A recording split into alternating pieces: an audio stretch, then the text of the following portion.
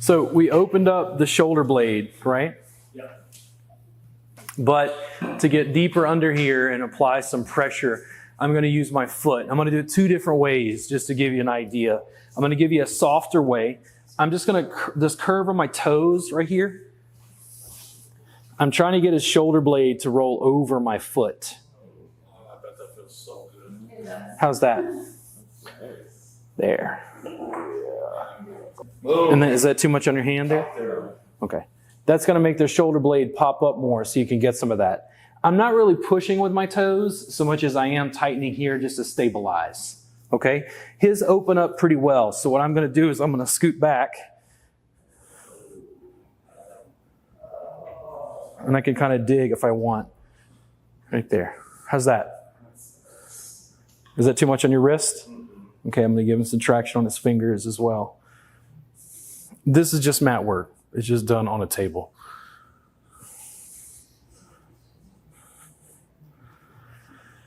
Big in-breath. And exhale.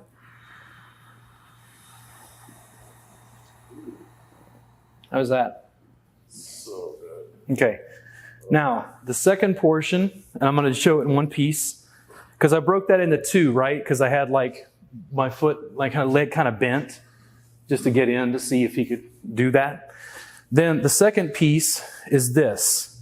Usually, what I would do is come in and put my foot right above the iliac crest, right? I'm going to test him. How's that? Okay. Big in-breath for me. And exhale. Pretty good, Michael? There we go. There. I'm going to take the slack out. Or take the pressure off, I meant. Then, big in-breath for me. And exhale. It's like a bow. Now, anywhere along his spine, if I want, I can isolate there.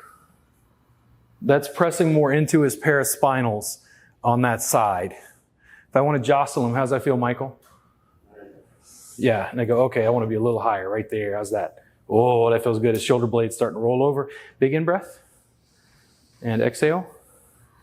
It doesn't isolate psoas as much, does it? But he's still getting mobilization. He's still getting movement there. Does that make sense? Yeah. You guys want to try those?